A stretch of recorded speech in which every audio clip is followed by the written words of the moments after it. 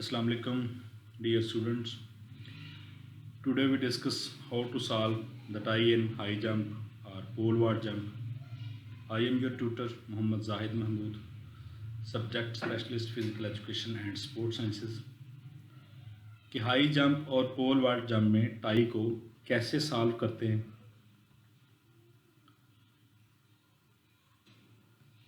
How to solve the tie in a high jump. ये question है इस्लामी university of Bahawalpur के एनुअल एग्ज़ाम की में से लिया गया। डिफरेंट स्टूडेंट की तरफ से ये सवाल भेजा गया कि सर इसकी टाई को कैसे सॉल्व करेंगे। तो यहाँ पे है जी, heights announce by the chief जज at the beginning of the competition. मुकाबला शुरू होने से पहले चीफ जज की तरफ से जो है ना 1.75, 1.80 and 1.84, 1.88 meter, 1.91 and 94 and 1.97 meters. ये हाइट उससे पहले किसी भी मुकाबले से पहले अनाउंस की जाती हैं, जो कि मतवक्की रिकॉर्ड होता है इससे पहले, उसके मुताबिक जो हाइट को अनाउंस किया जाता है। अब ये वो हाइट की आप कह सकते हैं कि ये चीज़ें हैं कि कंपटीटर्स हैं और हाइट्स हैं कि ABCD ये 4 लोगों के दरमियान हाई जंप का मुकाबला है। तो 170 ये समझने वाली चीज़ें हैं, ये साथ साथ मैं आपको बताऊंगा। अमूमन सवाल में ये हाइट्स वगैरह और कंपटीशनर ये इस तरह टेबल की सूरत में आपको दी जाती हैं। अगर टेबल की सूरत में ना दी गई हो, आपसे कहा जाए कि आपने खुद टाई अरेंज करें जिसमें 3 या 2 या 3 जो कंपटीशनर्स हैं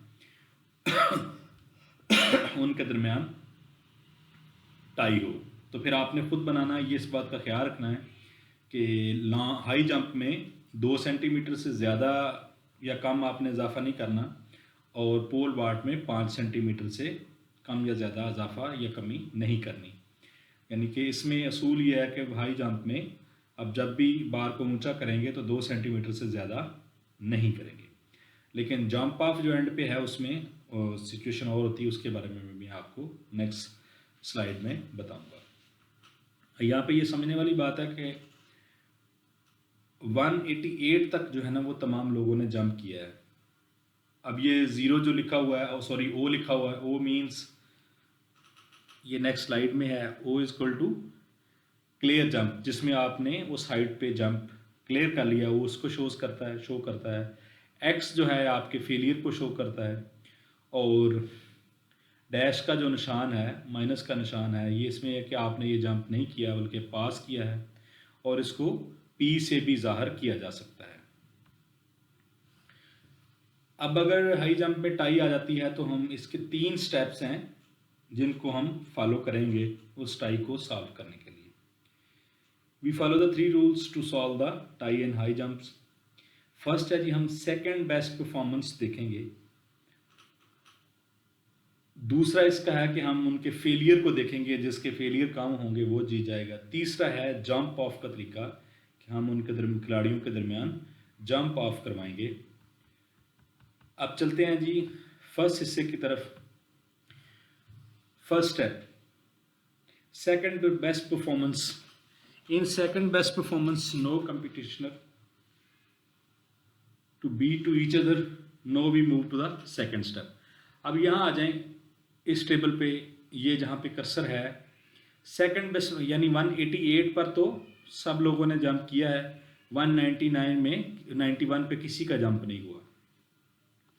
तो यहाँ पर भी ये सेकंड बेस्ट परफॉर्मेंस में भी खिलाड़ी की पोजीशन वाजे नहीं है, बल्कि इनके दरमियान टाई है।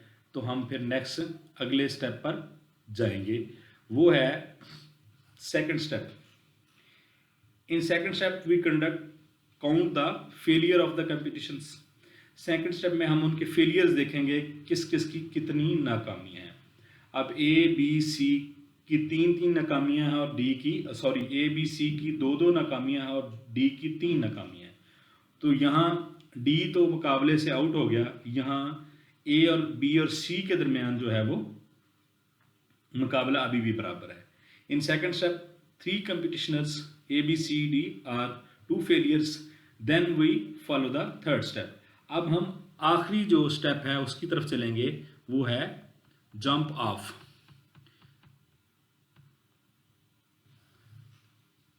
Third step, jump of. At the height of 1.88 meters, all the competitioners clear the jump and failed at 1.91 meters. Now the jump off the between A, B, C and D. अब यहाँ देखें कि यहाँ पे table जहाँ पे ये show किया गया है 188 पर, जहाँ ये कर्सर है यहाँ पे ये तमाम लोगों ने जंप क्लियर किया है, लेकिन आगे जो है 191 पर ए जो है ये भी नहीं कर सका, और जो बी है उसने भी पास किया है, लेकिन 199 को भी पास किया, लेकिन 197 पे वो फिर वो जंप नहीं कर सका। इट मीन्स इसका जंप 188 ही है, उससे आगे दो ट्राइयों में पास करने के बाद भी वो आगे नहीं जा सका। अब अगर सी को देखें तो वो भी 188 पे उसकी सेम पोजीशन है, और डी की भी वही पोजीशन है, आगे वो 191 पे आगे जंप नहीं कर सका। तो इसलिए अब हम थर्ड स्टेप है, जो आखिरी स्टेप है, ये जंप ऑफ। जब इस तरह तमाम खिलाड़ियों की सेकंड बेस्ट परफॉर्मेंस भी सेम हो, उनकी नाकामियाँ भी सेम हो, तो फिर हम तीसरा स्टेप जो है वो जंप ऑफ का है, वो जंप ऑफ करवाते हैं। जंप ऑफ में देखेंगे अब 1.8 पे 1.88 पे ये तमाम लोग कामयाब हुए, 191 पर ये तमाम लोग फेल हुए। तो हमने उनके मिड में 1.89 पर जो जंप ऑफ करवा दिया। यहाँ आम मुकाबले का और जंप ऑफ का फ़र्क ये है कि जंप ऑफ में आप सिर्फ एक ट्राई देते हैं। अगर तमाम खिलाड़ी वो तीनों, यहाँ पे तो ये सूरत हाल है कि ए ने इसको जंप को क्लियर किया और बी और सी जो हैं वो जहाँ जंप क्लियर नहीं कर सके, इस तरह ए विनर करार पाया। लेकिन अगर ये तीनों नाकाम होते हैं तो फिर हम दोबारा फिर 1.88 पे आ जाएंगे, यानी 1 सेंटीमीटर हम और पीछे आ जाएंगे। और अगर ये इस पे तमाम लोग पहली ट्राई में तीनों कामयाब होते हैं या दो कामयाब हो जाते हैं, एक रह जाता है, तो उनके दो के दरमियान फिर टाई रहेगी, हम उन दोनों को 1.91 पे ले जाएंगे। यानी अगर वो तमाम लोग या एक से ज़्यादा लोग कामयाब होते जाएंगे तो हम हाइट जो है हाइट्स को बढ़ाते जाएंगे जब तक कि फैसला ना हो जाए कि विनर कौन है और रनर कौन है। तो इसी तरह जब ये नाकाम होते जाएंगे तो हम जो इसकी हाइट है उनको पीछे लेते जाएंगे, ले जाते जाएंगे, तब तक जो है नंबर 1 किसी खिलाड़ी का, किसी एक का फैसला ना हो जाए कि ये खिलाड़ी जीत गया।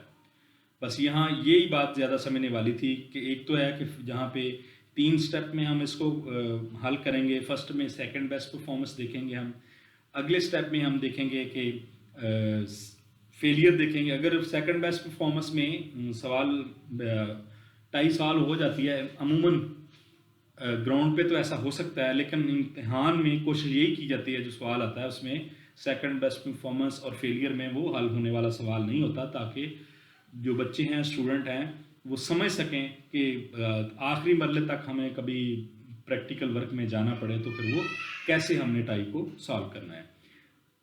Second best performance number 1, failure number 2 and jump of number 3। अब जंप ऑफ के बाद ये फैसला हो जाता है कि कौन सा खिलाड़ी जो है वो विन कर गया, टाई सॉल्व हो गई है।